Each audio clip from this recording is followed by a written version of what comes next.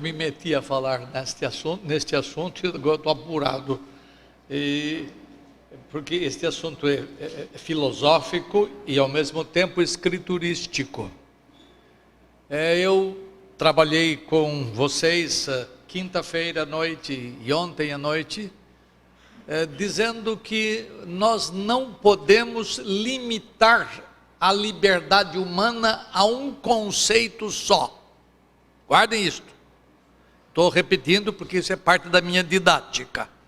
Vocês não podem dizer se o homem tem liberdade ou não tem liberdade usando um só conceito. Então eu estou tentando mostrar a vocês os vários conceitos, 3 ao menos. Esses 3 eu vou defender, 2 eu defendi, vou defender o outro. E 2 eu vou rejeitar. Eu não sei se vai dar tempo de falar dos outros 2. Mas eu quero trabalhar com vocês sobre liberdade. E veja, nós trabalhamos na quinta-feira sobre a liberdade natural. Eu queria pedir para alguém definir para mim aqui. Alguém se aventura? Não.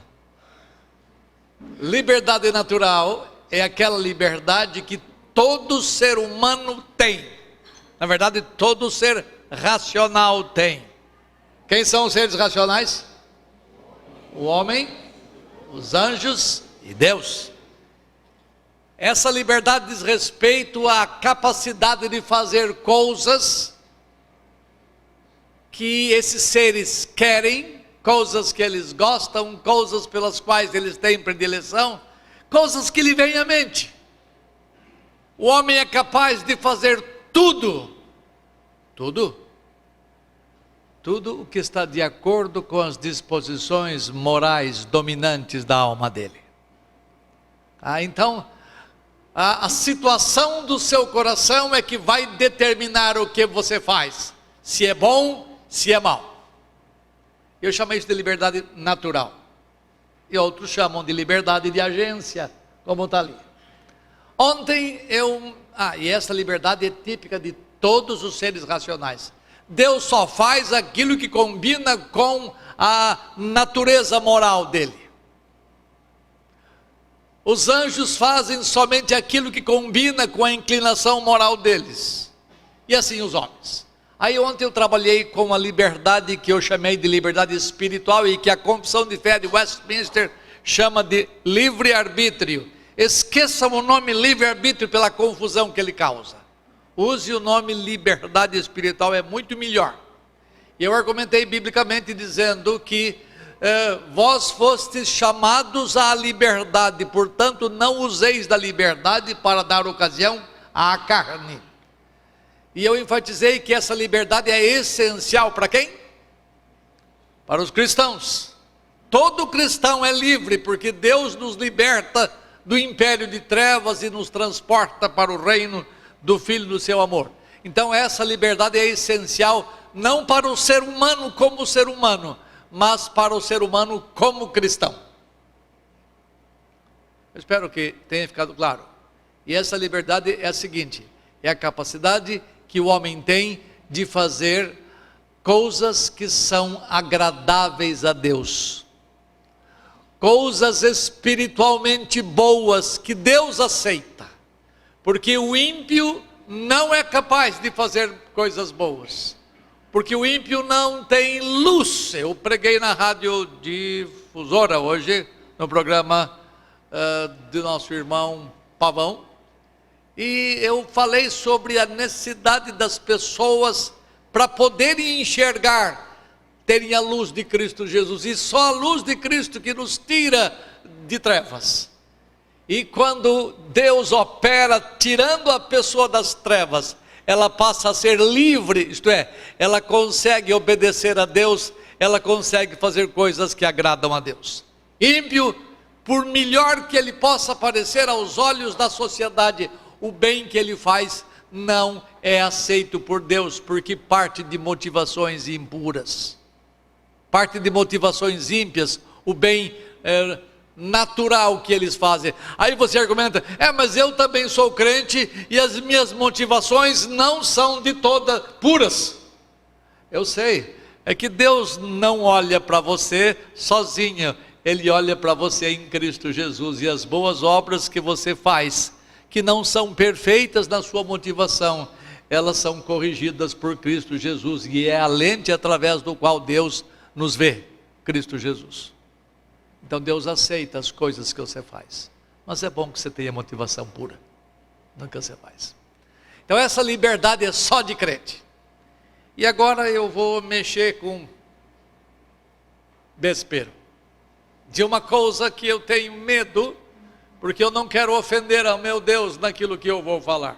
Portanto, o que eu vier a falar aqui, eu estarei falando muito reverentemente, para que eu não fale nada que venha ferir aquilo que está revelado de um modo geral na Escritura.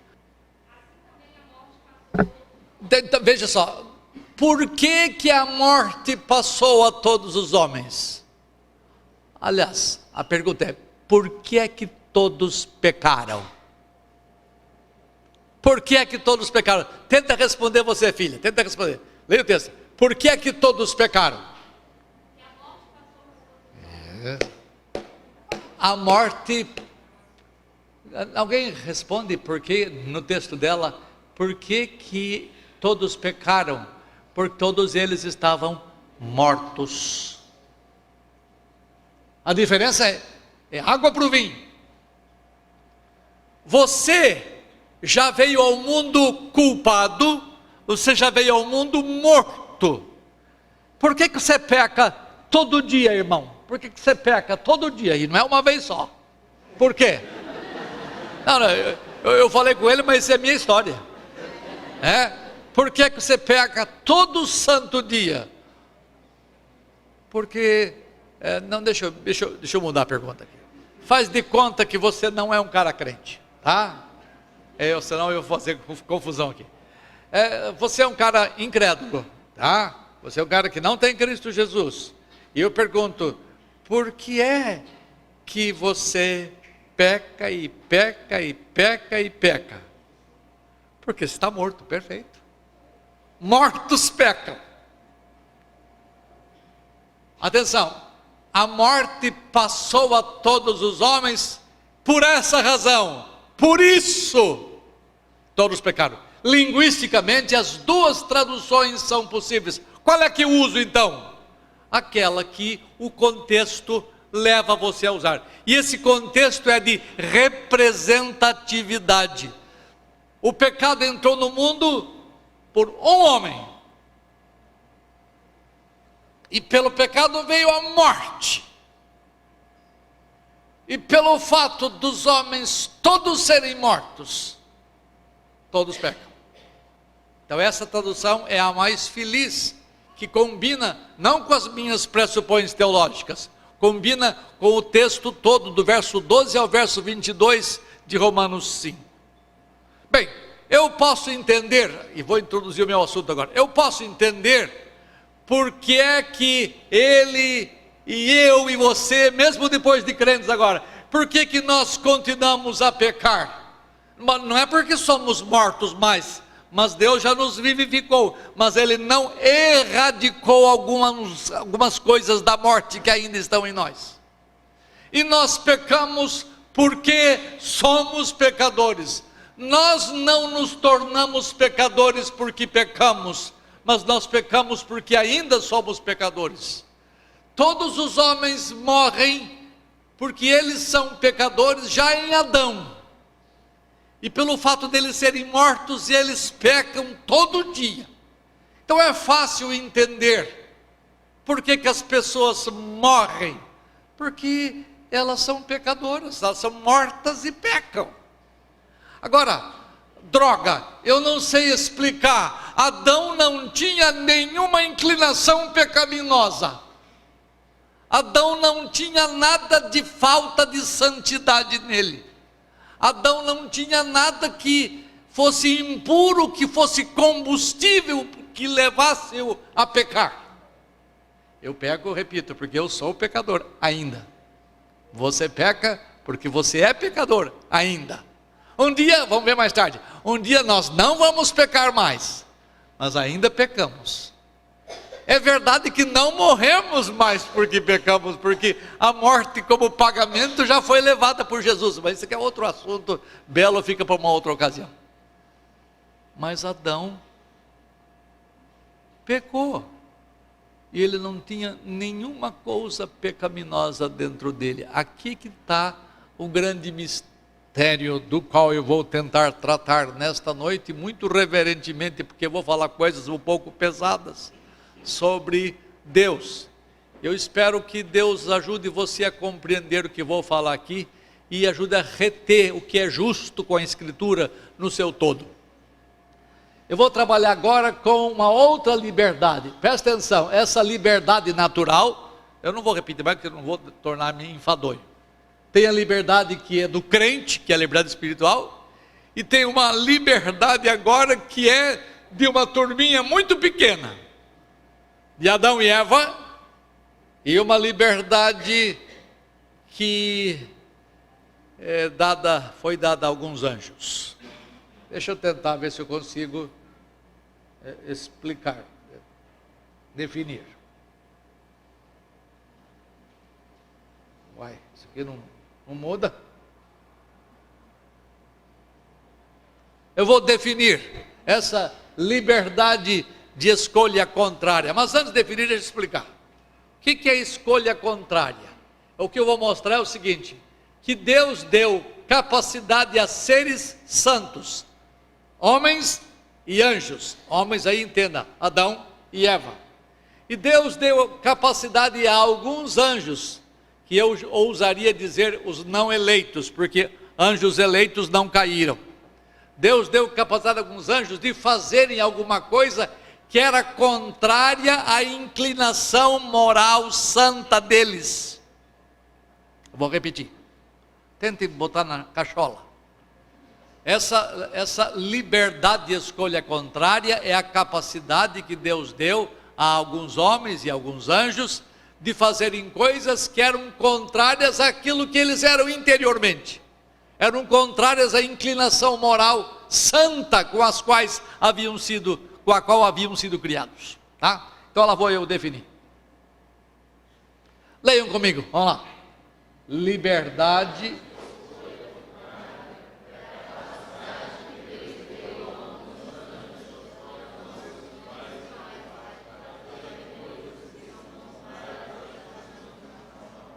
Qual era a inclinação moral de Adão, por exemplo?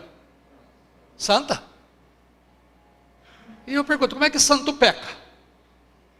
Se ele tinha só inclinação santa. Deixa-me lembrar a primeira liberdade. Se Adão tivesse somente a liberdade natural, o que Adão faria?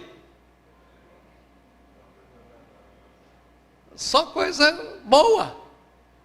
Porque Adão tinha uma inclinação santa, e liberdade natural é a capacidade de fazer qualquer coisa de acordo com a inclinação moral santa, então ele só faria o bem. A mesma coisa eu diria da liberdade espiritual, ele só agradaria a Deus, agradaria a Deus, agradaria a Deus. É isso tudo que ele faria se ele tivesse somente essas duas liberdades. Mas acontece que chegou uma hora que ele não agradou a Deus, ele fez tudo contrário ao que ele tinha interiormente. É isso que eu vou chamar de liberdade de escolha contrária. Isto é, ele age batendo de frente com aquilo que ele tem moralmente santo dentro de si. Eu vou trabalhar com um ponto aqui, que é a liberdade de escolha contrária. Isso aqui é sério, eu tenho que ter muita reverência diante do Senhor, não de vocês, diante do Senhor, para falar o que vou falar. A liberdade de escolha contrária é essencial para o cumprimento dos propósitos divinos.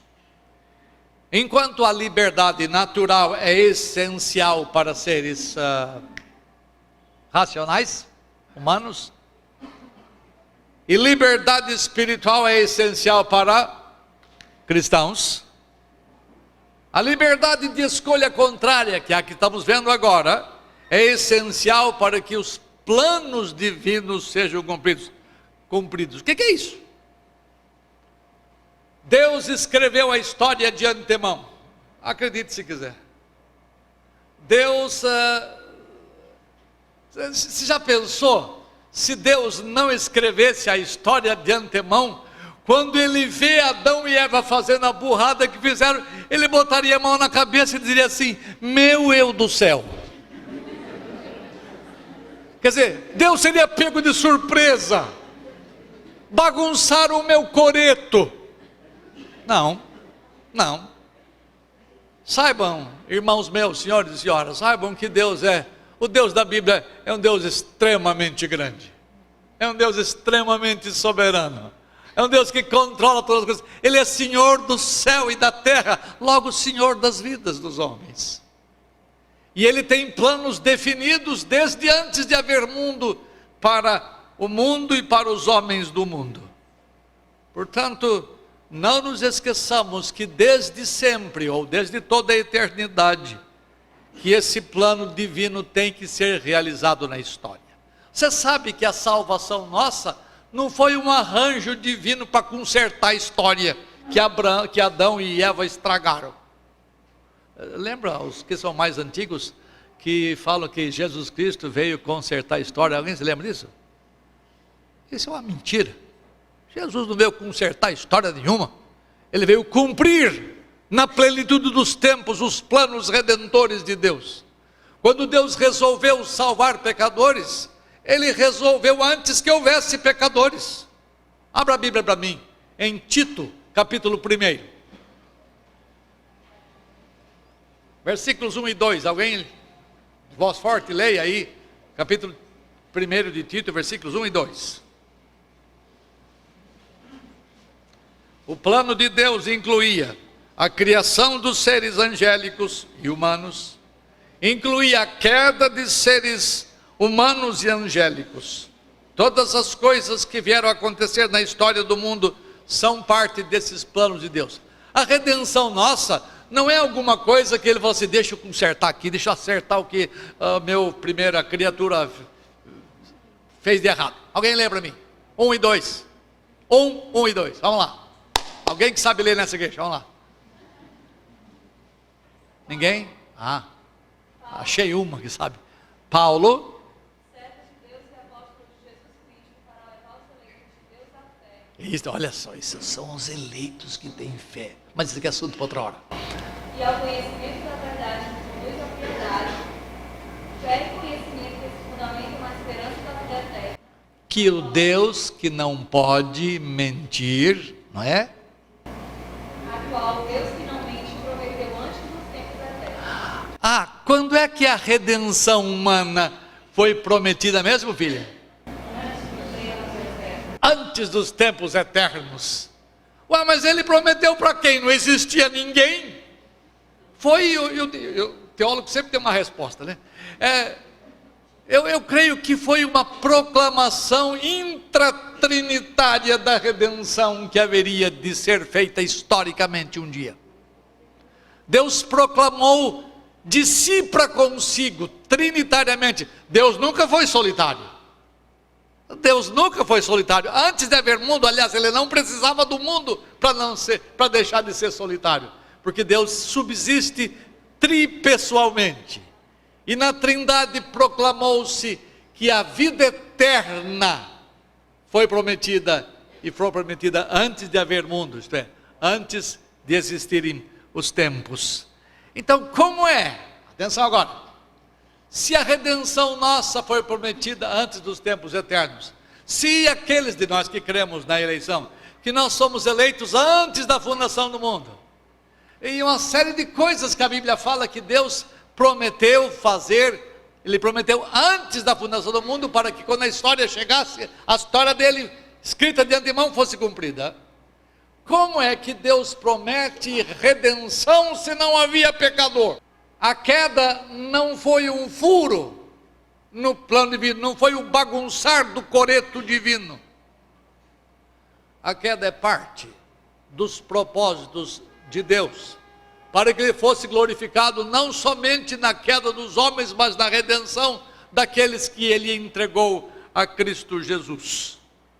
Deus havia feito anjos bons, santos, e Deus havia feito homens santos, no caso Adão e Eva.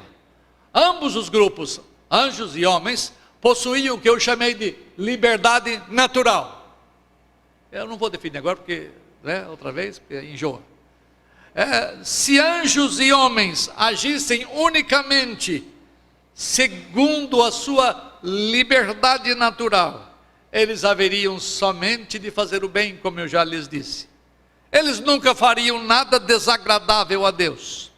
E eu pergunto, se eles não fariam nada desagradável, como Deus cumpriria os seus propósitos se não houvesse a capacidade de escolha contrária, ou a liberdade de escolha contrária desses seres racionais? Você já se perguntou isso? Porque seres santos não pecam, se tem a liberdade natural somente, se tem a liberdade espiritual somente. Não pecariam jamais, mas como é parte dos desígnios divinos, e não me pergunte por que Deus faz assim, que eu não sei, mas eu sei que Ele faz assim. Por sua santa e secreta providência, Deus dotou anjos e homens com tal capacidade. Que capacidade? De fazer coisas que são contrárias à sua inclinação moral, a fim de que o mal pudesse entrar no mundo angélico primeiro, e consequentemente no mundo dos homens. Deus poderia ter feito de outra maneira? Deus poderia ter feito outro arranjo, Pai, para cumprir os seus propósitos? Eu não sei responder, mas eu sei que para que houvesse a redenção de pecador, teria que haver a queda de pecador. Não há redenção sem queda. E como vai haver queda se todo mundo é santo? E se é santo e com a liberdade natural, nunca vai pecar. E a queda dos anjos e a queda de Adão era uma impossibilidade se eles possuíssem apenas a liberdade natural, para não falar da outra. Esta liberdade é absolutamente essencial no homem, mas a liberdade de escolha contrária não é essencial para todo homem, mas para que os propósitos de Deus sejam cumpridos, Ele as deu a alguns anjos e a alguns homens, no caso Adão e Eva. Nós, os evangélicos reformados, cremos que essa liberdade de escolha contrária foi essencial para que os propósitos redentores divinos fossem executados. Então eu vou trabalhar agora com a liberdade de escolha contrária no estado de santidade. Você vai falar assim, Adão pecou porque ele tinha um tentador externo. Tinha lá, cutucando Eva, e de alguma forma, indiretamente, Adão. Os nossos primeiros pais pecaram porque tinha tentador externo, mas isso não responde à nossa questão, porque os anjos não tinham tentador externo e pecaram. Entende isto? Os anjos não tinham tentador externo. Por quê? Porque Deus era o único que existia além dos anjos, que poderia tentar, mas a Bíblia diz que Deus não tenta ninguém, e Ele mesmo não pode ser tentado. Isso aqui é uma outra bela história. Então, a resposta aos nossos pais caíram porque eles tinham um tentador externo não fecha a questão, não resolve a questão. Os anjos não tinham e caíram. A pergunta: por que é que eles caíram? A única saída que eu encontrei, eu estou trabalhando nesse assunto há muito tempo, é porque Deus deu aos homens e aos anjos esta capacidade de fazer coisas que eram contrárias à inclinação moral deles. Eu não tenho outra saída, eu não tenho outra maneira de pensar, e por causa dessa liberdade de escolha contrária, dada aos nossos primeiros pais, aqueles que pensam diferentemente de nós, que nós chamamos de libertários, ou arminianos, ou católicos romanos, que são semi-pelagianos, e mesmo os pelagianos, eles insistem que essa liberdade que Adão e Eva têm, e que anjos tiveram, todos os homens têm que ter, porque é uma liberdade essencial. Nós dizemos, de forma alguma. Ela é essencial não para os homens, ela é essencial para que Deus cumprisse os seus propósitos santos sobre a terra. Portanto, o grande problema é que no tempo do jardim, Adão não possuía somente a liberdade natural, ou mesmo a liberdade espiritual, mas ele possuía uma outra capacidade, que eu vou afirmar aqui, que Deus não deu a nenhum outro ser humano mais. Veja o que diz os nossos símbolos de fé.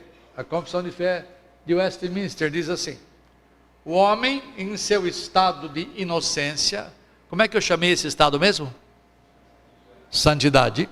O homem no seu estado de santidade tinha a liberdade e a capacidade, ou o poder, de querer e de fazer. Liberdade tem a ver com querer, e capacidade tem a ver com fazer aquilo que é bom e agradável a Deus. Aí vem uma palavrinha que atrapalha tudo. Mas mudavelmente, cambiavelmente, de forma ou de sorte que ele pudesse cair dessa liberdade e desse poder. Por liberdade, entenda escolher coisas, e por poder, o desejo e a capacidade de fazê-las. Essa expressão mudavelmente é muito importante para nós entendermos a matéria desta noite. Deus havia criado Adão e Eva santos. Agora, uma questão filosófica que é fácil de entender. O único que possui imutabilidade é quem? É Deus. Esse é um atributo incomunicável. Nenhum homem possui imutabilidade, Deus possui.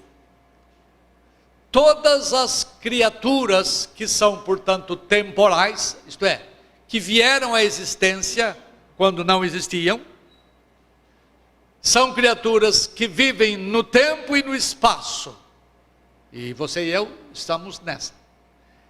Toda coisa finita tem tendência de se alterar. Quem já estudou a segunda lei da termodinâmica há de lembrar-se disto. Tudo que é criado, tudo que é finito, e nós somos finitos, toda a criação é finita, tem tendência para mudar. O único que não muda é o Criador dessas coisas todas. Então, como criatura finita que era, não tendo um estado moral fixado perenemente, poderia mudar a condição de seu estado moral. Mas para que ele mudasse a condição moral sua, de fazer coisas boas para fazer coisas más, ele tinha que ser capacitado para isto. Por que Deus fez assim? Eu não sei, eu reconheço isto.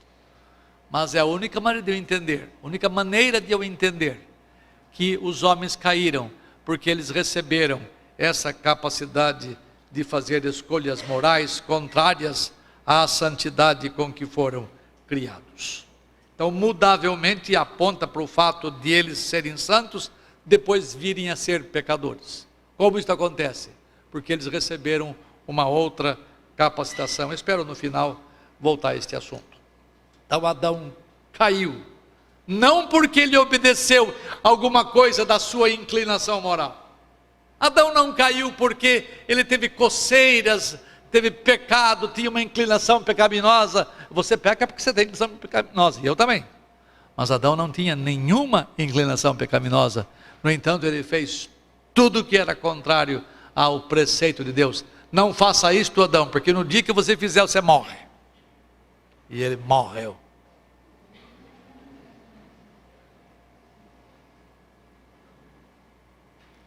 Liberdade de escolha contrária no estado de pecado. Necas de Pitibiribas. Não existe liberdade de escolha contrária no estado de pecado. Nós cremos que a liberdade de escolha contrária só pode acontecer no caso de alguém, sendo bom, sendo santo, escolher o que é mal. Nunca o contrário é verdadeiro. Você não vê e nunca vai ver um pecador e ímpio, um ímpio, fazer coisa santa, até que a graça o atinja. Mas o único santo, o único sem culpa, sem mácula alguma neste mundo, exceto Jesus Cristo, foi Adão antes da queda. E ele fez o que não devia fazer. Os anjos caídos nunca fazem o bem, porque isso é contrário à inclinação moral deles. E eles não recebem esta capacidade de escolha contrária mais. Daqui a pouco eu vou dizer por quê. Os homens caídos, sem a intervenção da graça divina vivificando-os, também não podem fazer coisas que agradam a Deus, não podem se aproximar das coisas redentoras. Nenhuma pessoa morta nos seus delitos e pecados é capaz de fazer alguma coisa contrária ao que ela é moralmente, e os ímpios são moralmente maus. Jeremias, o profeta, no capítulo 13, verso 23, escuta só, disse assim: pode acaso o negro, o etíope, mudar a sua pele? Ou pode o leopardo tirar as suas manchas? Ele responde: então poderíeis fazer o bem, estando acostumados a fazer o mal? É uma impossibilidade ímpios agradarem a Deus. Quem da imundícia pode tirar coisa pura? Pergunta Jó. Ninguém. Ele responde. E você tem uma série de textos na Escritura que falam, por exemplo: ninguém pode vir a mim, ninguém tem capacidade de vir a mim, se o Pai que me enviou não o trouxer. A impotência humana é muito grande. Vocês que estão acostumados com a fé reformada entendem claramente estas coisas. Há uma impossibilidade de os homens virem às coisas espirituais, virem a Cristo, sem que antes sejam trazidos em graça a Ele. E ora, o homem natural não aceita as coisas do Espírito de Deus. Por quê? Porque são loucura para ele.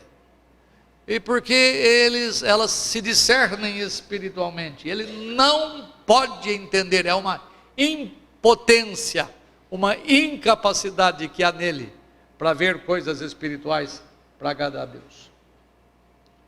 Mas deixa eu voltar ao que nós, ao nosso estado. Aqui atinge a todos nós aqui.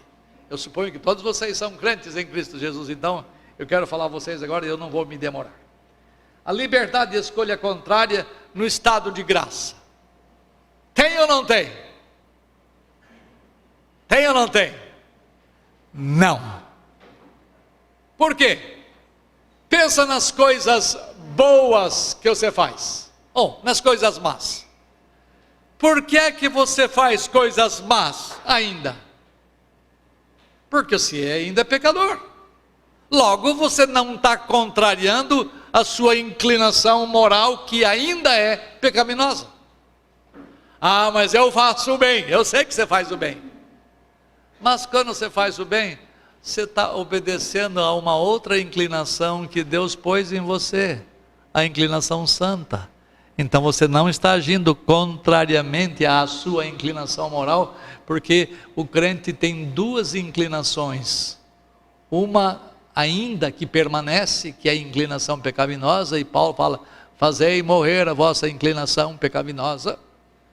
E você tem já, agora, uma inclinação para as coisas santas. De modo que, quer fazendo o mal, ou quer fazendo o bem, quer agradando a Deus ou desagradando a Deus, você está agindo de acordo com as disposições dominantes da sua alma, que é a liberdade natural. Lembra disso? Então você não tem liberdade de escolha contrária. Veja o texto aqui de Lídia. Vocês conhecem? Lídia era uma mulher que pertencia à Sociedade Auxiliadora Feminina. Aliás, passou a pertencer depois, né? Ela foi a um grupo de pessoas que se reuniam à beira de um rio lá, onde Paulo pregava.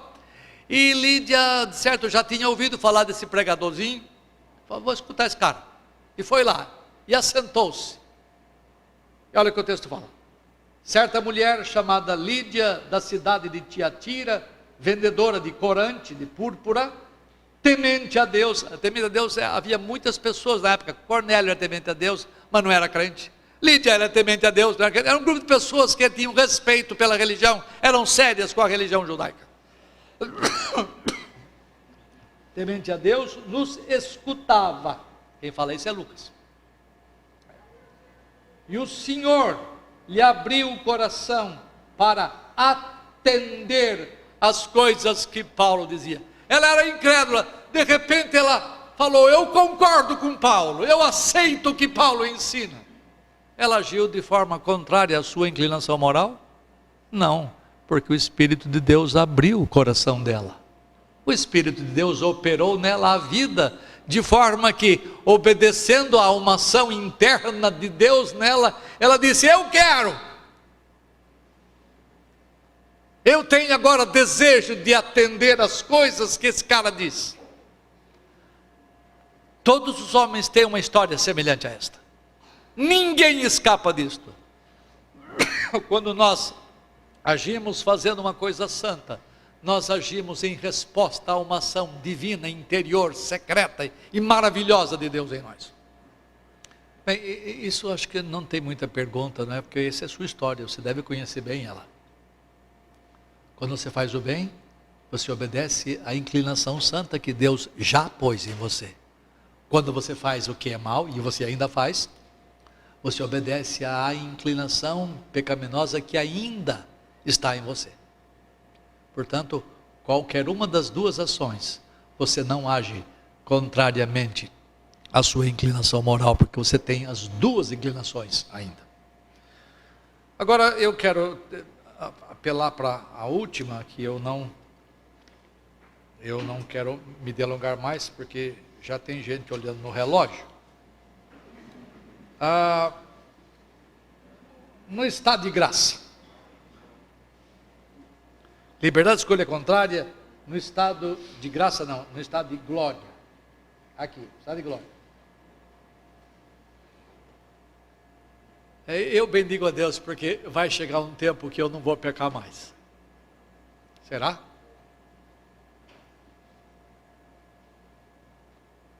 Na glória você vai fazer coisas que agradam a Deus somente. Porque Deus vai limpar tudo que existe de impureza em você.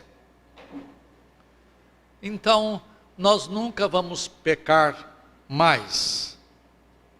Mas deixa eu ponderar em 3 coisas. 3 razões pelas quais você deve crer o que eu estou dizendo. Primeiro, o homem não vai pecar mais. Primeiro motivo, porque não vai haver mais tentador externo. Oh, glória! Não vai haver mais Satanás. A essa altura, Satanás está no lago de fogo. A esta altura, Satanás está sendo atormentado. Glória também. Porque ele nos tentou tanto tempo, mas ele vai estar no inferno de fogo, ou no lago de fogo. Então eu não vou pecar mais, porque eu não tenho tentador externo. Mas não se esqueça, os anjos também não tinham tentador externo e caíram. Segunda razão pela qual eu creio que não vou pecar mais, porque àquela altura Deus terá purificado toda a minha vida. Ele terá purificado o meu corpo, porque vou ter o corpo de Cristo semelhante à sua glória. Eu vou ter a minha alma remida completamente, nenhum pensamento impuro, nenhum sentimentos ou afeições impuras, nenhuma volição impura. Eu não vou pecar mais, porque Deus me terá limpado àquela altura. Mas Adão também não tinha nenhuma pecaminosidade e caiu. Perceba que às vezes nossos argumentos caem facilmente. A única razão pela qual eu sei que não vou pecar não tem tentador externo, é verdade. Seremos absolutamente limpados de toda impureza, despoluídos de toda sujeira. Mas cá comigo, eu não vou pecar mais, porque santo àquela altura, Deus não dará para mim a liberdade de escolha contrária. Glória! Porque se Deus, atenção, se Deus desse a liberdade de escolha contrária no estado de glória, o que aconteceria? Começaria tudo outra vez. Não é verdade? Haveria queda novamente. E tudo teria que ser refeito, e Deus não refaz as coisas dessa maneira. Deus fez uma vez, para cumprir os seus propósitos, para que fosse exaltado naquilo que Ele faz, tanto na queda de uns, quanto na redenção de outros. E este é o Deus da Escritura, e Ele não vai dar, de novo, a liberdade de escolha contrária aos homens. Bendito seja Deus, porque vai ser assim. E nós vamos permanecer no estado de santidade, porque o estado de santidade é o estado de graça completo, é o estado de graça em plenitude. Nós já estamos sob graça, nós já temos vida, mas lá vai ser vida abundante, vida na sua forma mais extrema, mais preciosa, mais completa. Deus vai continuar a operar em você graciosamente para sempre e sempre. Você não vai ser pecador mais. Para que graça? Porque graça é alguma coisa que nós precisamos, uma vez que nós fomos pecadores, para não cair nunca mais. Mas a graça para mim resume-se nisto, é Ele não dar para nós a liberdade de escolha contrária. Não permitir que nós pequemos fazendo coisas que são contrárias à santa inclinação e à perfeita inclinação que teremos tido àquela altura. Eu tinha muita coisa para lhes dizer, mas eu vou encerrar por aqui, continuando o meu filminho aqui, só para vocês entenderem. Adão tinha liberdade de escolha contrária? Tinha. Depois da queda de Adão, os homens têm liberdade de escolha contrária? Vamos? Não. E os redimidos têm liberdade de escolha contrária? Não. Lá na glória teremos liberdade de escolha contrária? Nunca mais. Pecado? Nunca mais. Obediência para sempre e sempre. Agora, tem umas coisinhas, me deem 10 minutinhos, vocês me suportam mais uns minutinhos aqui. Conceitos libertários de liberdade. O que é isso? Libertários são aqueles que pensam opostamente a nós, os chamados reformados ou calvinistas. Eu gosto do nome mais reformado, calvinista é meio antipático o nome, por causa dos adversários nossos. Eu sou um reformado, eu creio na soberania absoluta de Deus, creio na redenção plena e total de Deus, e assim por diante. Os que são contrários, que tem o nome de arminianos, de semipelagianos, de a turma do neoteísmo, do teísmo aberto, é uma série você já conhece esses nomes. Eles entendem que existe uma liberdade da vontade. Quem lê um pouquinho de inglês, livro de teologia, já ouviu a expressão free will.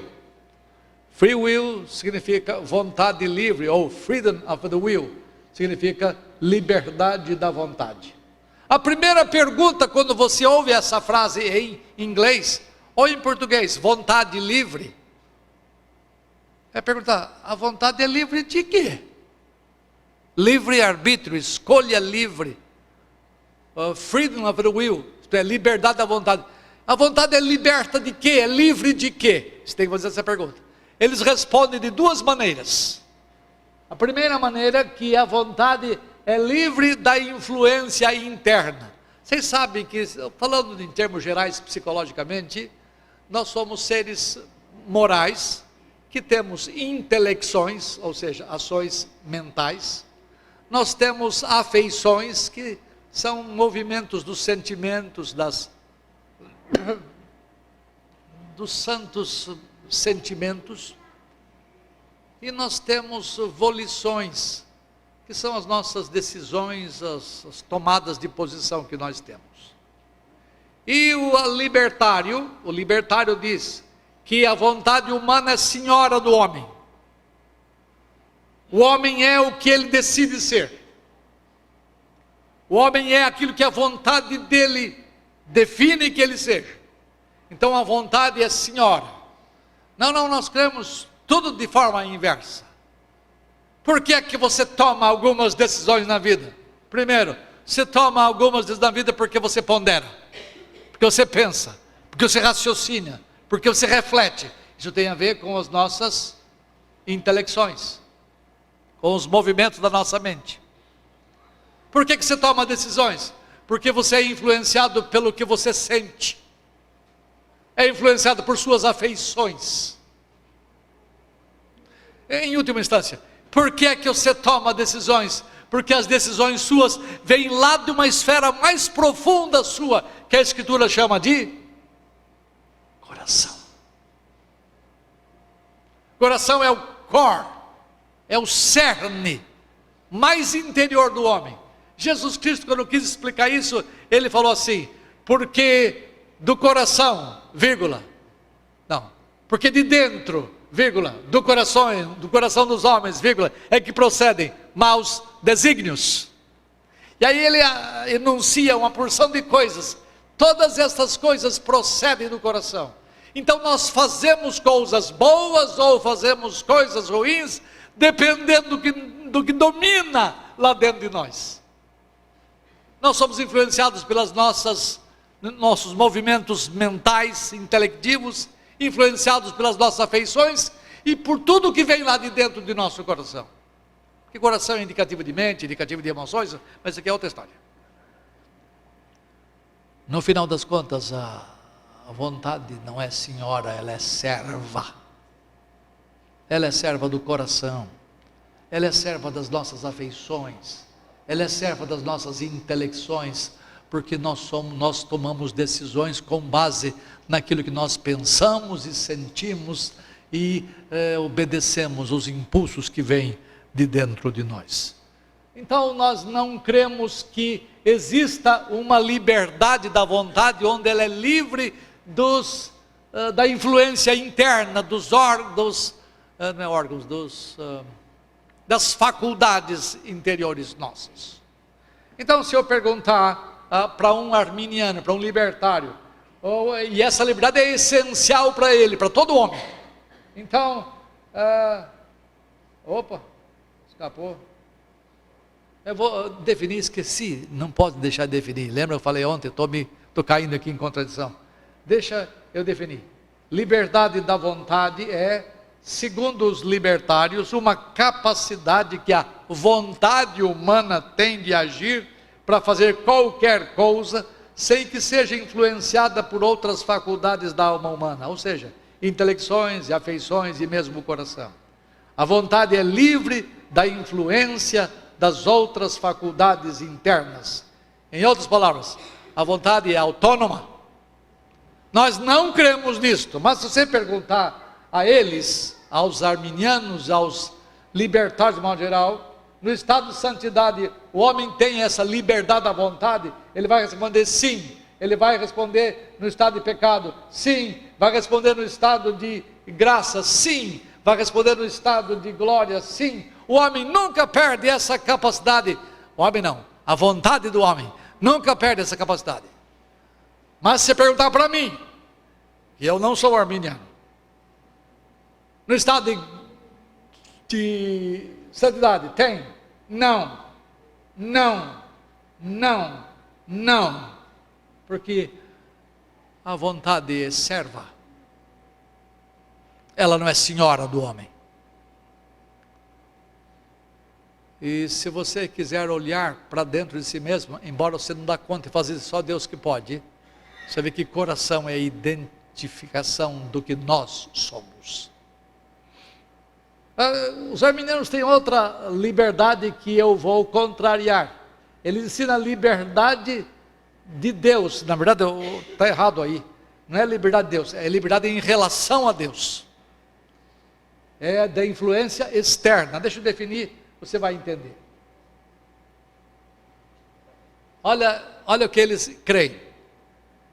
Liberdade em relação a Deus, corrijam aí. Em relação a Deus, é, segundo os libertários, a capacidade que os homens têm de fazer qualquer coisa sem que sejam influenciados pelos decretos divinos. Nessa liberdade, os homens são livres da influência externa, eles são independentes de Deus. Isso é abominação, mas é crido por 90% pelo menos da igreja evangélica. Isso é crido, a primeira parte ao menos, é crido no mundo filosófico, no mundo acadêmico, o tal do desgraçado livre-arbítrio, e ninguém explica o que é.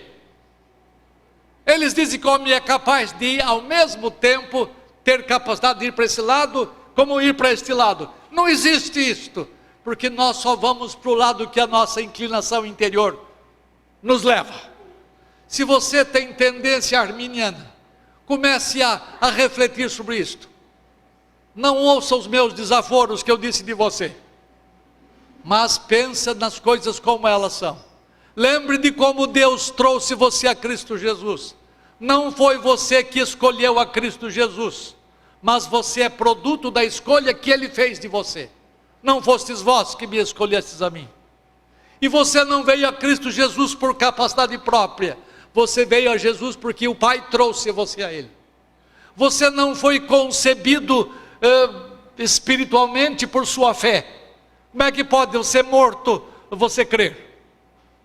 Somente depois de você ser vivificado é que você crê. Então não se esqueça de olhar para a sua história e ver como você veio a Cristo Jesus. Você era inimigo dele, você era inimigo dos crentes, você era inimigo das coisas espirituais.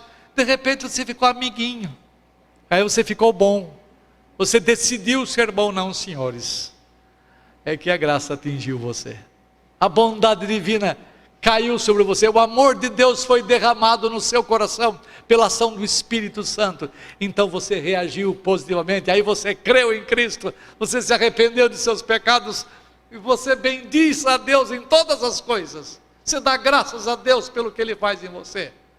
Lembre, tudo isso porque Ele amou você, e o amor dele é eficaz, o seu amor é resposta ao amor dele por você. Portanto, não existe independência de Deus.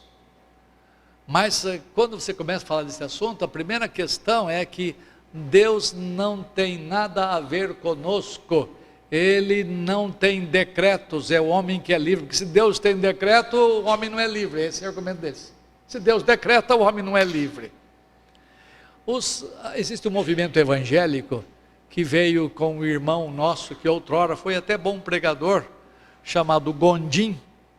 O nome dele primeiro é Ricardo, obrigado, Ricardo Gondim, que hoje abandonou tudo do seu passado. Mas ele começou ensinando alguma coisa. Para ele, a doutrina do livre-arbítrio, segundo os libertários entendem, é a doutrina fundamental na qual todas as outras estão dependuradas. Se você negar livre-arbítrio, você vai ter que negar tudo. Então o que ele fez? Ele fez o seguinte: A doutrina mais importante, a soberania de Deus se evidencia no fato dele dar livre-arbítrio aos homens.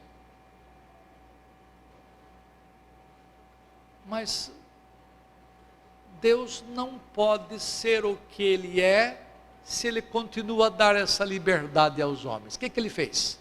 Ele ensinou que Deus teve que diminuir-se.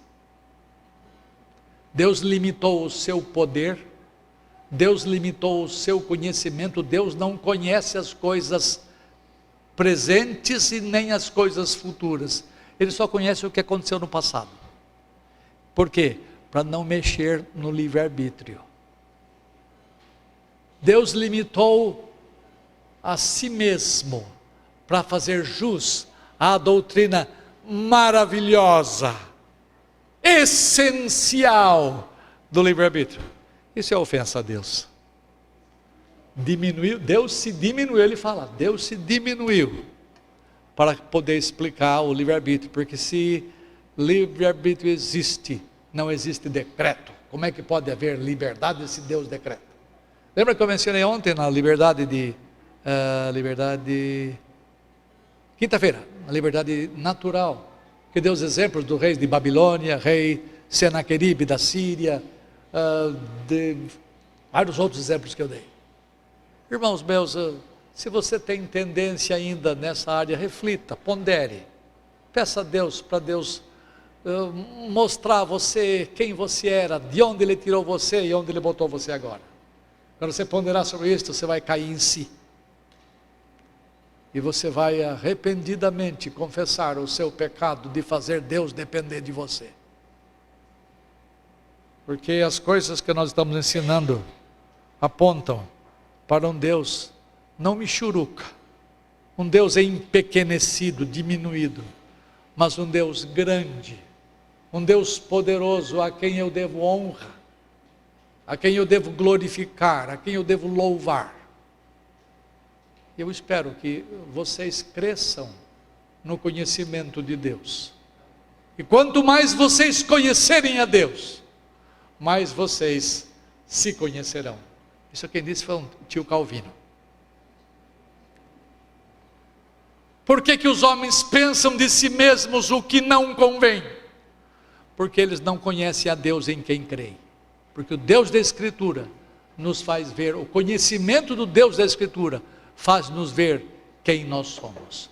Tomara Deus ajude você a se enxergar pela luz da palavra e pela ação do Espírito, e você conheça que se você é livre hoje para fazer as coisas santas, é por causa da graça divina. Então você tem duas liberdades. A primeira, a natural, você nunca vai perder, porque essa é essencial em você. A segunda, você nunca conseguiria, não for a graça de Deus. E tomara Deus faça com que essa graça perdure, e você venha desfrutar da redenção plena que há em Cristo Jesus. E você venha a ser um homem e uma mulher realizado no que Deus faz, e contente com o modus operandi de Deus. Amém.